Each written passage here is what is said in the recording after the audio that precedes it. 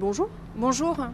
bienvenue parmi nous ici dans les studios de Médien depuis le Festival international du film. Alors on vient juste de voir votre film, bravo pour Birdland, un film très intéressant qui nous emporte justement dans Tanger au sein d'une famille qui se déchire un peu à propos d'une histoire de propriété. On va y revenir plus en détail.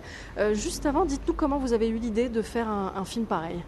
Alors comme c'est Médien et ses auditeurs savent à quel point je suis, peut-être pas tous, mais en tout cas, je suis attachée à Tanger. Je suis moi-même tangéroise et puis la géographie de Tanger, elle a une puissance infinie, tellement cinématographique que moi, j'arrive pas à faire autre chose que la filmer. Et Tanger, c'est une fenêtre sur le monde. On raconte le monde à partir de Tanger, c'est une métonymie. On raconte le monde avec ses contradictions, ses douleurs, ses défis, mais aussi avec ses possibilités d'invention. Moi, j'avais fait un plan serré sur la planche de la zone franche, donc en inventant une fiction qui était un polar, et j'ai eu envie d'un plan large pour raconter le grand monde, c'est-à-dire les inquiétudes et la terreur et l'éco-anxiété devant le réchauffement climatique. Et à Tanger, je crois beaucoup le savent, il y a des oiseaux migrateurs qui sont complètement déboussolés, qui d'abord ne partent plus, partent, s'arrêtent, reviennent. Et donc les oiseaux, c'est d'abord le meilleur baromètre pour mesurer l'état du monde. Puis c'est très beau. Et puis, il y a aussi la spéculation immobilière, et vous le savez. Vous savez qu'il y a une histoire qui raconte dans la réalité un peu la trame d'indivision actuellement. Dans Haumet Show, qui est à Hay Ben Keren, il y a des poussées d'habitats clandestins qui posent la question de la propriété, à qui appartient la terre. Il y a la déforestation, il y a toutes ces choses-là. Et donc, moi, j'ai voulu le raconter de manière extrêmement simple à travers un conte, avec une famille, une forêt, qui est plus ou moins imaginaire. On ne sait pas si ça se passe à Perdicaris ou à Malabata ou ailleurs, au Talq Azaïla, ou alors dans un monde imaginaire. Une famille, une forêt, des quartiers clandestins, des oiseaux, et un conte, une narratrice qui a 12-14 ans et qui est une espèce à la fois reine des réseaux sociaux et en même temps une passionnée d'oiseaux qui pourrait être une Greta Thunberg marocaine. Alors justement, je voudrais revenir sur le casting. Donc c'est l'histoire d'une famille d'ailleurs très intéressante, très bien interprétée. Je voudrais savoir comment vous avez choisi vos acteurs. Alors on a fait d'abord un casting monstre, où Médien nous a beaucoup aidés, puisqu'ils ont relayé l'information, et on a commencé par un casting des petites filles, parce que ça me semblait beaucoup plus délicat à trouver. J'ai mis beaucoup de temps avant de trouver Ifhem, même si je l'ai vue dès la première fois. Il y a eu une espèce de... Quand je l'ai vue, j'étais absorbée. D'abord, elle ressemblait à ma fille derrière ses lunettes.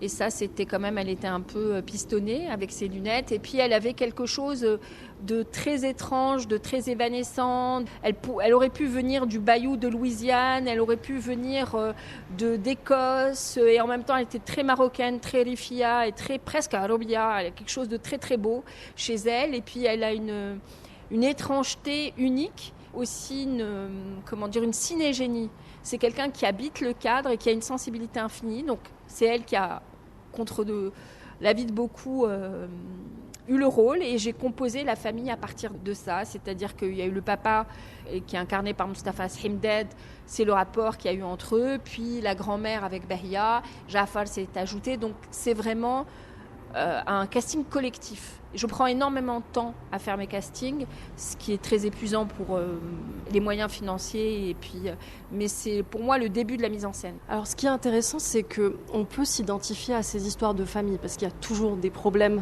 dans les familles, ces histoires d'héritage. Qu'est-ce qui vous a inspiré ? Est-ce qu'il y a quelque chose dans votre vie qui vous a inspiré à raconter cette histoire de déchirement entre les membres d'une même famille ? Je crois que les histoires d'héritage, elles sont communes, et moi j'aime bien partir de quelque chose de très simple sur lequel le spectateur peut raisonner. Effectivement, j'ai des histoires d'héritage, mais pas plus ou pas moins que tout un chacun. Ce qui m'intéressait dans l'héritage, c'est que de le questionner d'abord effectivement à travers la première cellule qui était la famille, et l'adhésion d'un spectateur qui soit au Chili ou à Macao, ça fonctionne, le film fonctionne. Et puis, il y a aussi la question de l'héritage de la Terre, de Gaïa, de la planète. Qu'est-ce qu'on laisse comme héritage ? Et ça, c'est très important. Et le père, en fait, qu'on se pose la vraie question, qu'est-ce que je transmets ? Est-ce que je transmets un bien matériel, déchiré, névrosé, ou alors je renonce à cette transmission qui est déjà pourrie, enfin en déliquescence. Et effectivement, l'héritage, ça m'intéressait aussi. On est à Marrakech, il y a un lieu qui est absolument magnifique, qui est Habous Bellej, c'est-à-dire un lieu qui est dédié aux oiseaux, qui a des centaines d'années, qui a, je pense, plus de, je ne veux pas dire de bêtises, mais au moins 3-4 siècles. Et le Habous, c'est-à-dire cette notion de renoncer à l'héritage pour le bien commun, il est constitutif de notre culture. Il a fait les plus belles choses. Il a fait les universités, il a fait les hôpitaux, il a fait... Et dans le geste de renouveau, c'était fondamental pour moi de puiser dans notre patrimoine. Moi, ça m'intéressait dramaturgiquement d'introduire un élément de subversion, mais qui soit ancré, en fait, ancré dans notre culture. Et qui parle à tous. Alors je voudrais encore revenir sur le personnage de Lina. Est-ce qu'on peut dire que ce film, à part cette histoire de famille, de patrimoine, est-ce que c'est l'histoire d'une personne qui se cherche et qui se découvre à la fin ? Oui, totalement. Lina, elle est... exactement, elle se découvre, elle s'affranchisse. C'est un itinéraire de libération qui est chaotique, qui va traverser les passions, des guerres familiales, des guerres de territoire. Mais c'était important pour moi de finir par une métamorphose et un jour nouveau.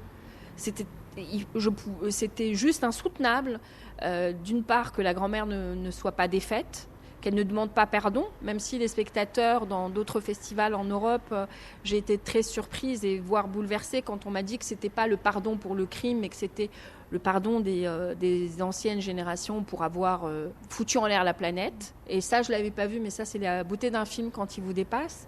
Et donc, c'est quand même des itinéraires d'affranchissement.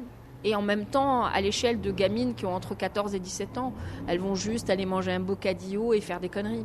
Alors une dernière question, donc on vient de voir votre dernier film, est-ce que vous en préparez un nouveau ? Est-ce que vous pouvez nous en dire un peu plus ? J'en prépare plusieurs au Maroc. Alors, j'essaye de ne pas le faire à Tanger cette fois-ci et je reviendrai pour vous dire sans doute que je l'ai fait à Tanger, une série et qui normalement ne se passe pas à Tanger. J'ai 3-4 projets qui normalement ne passent pas à Tanger, mais comme en fait Indivision, je me suis dit je ne le fais pas à Tanger, je le fais à Rabat et finalement je l'ai ramené à Tanger. Donc merci à vous, merci Média. Merci beaucoup, merci.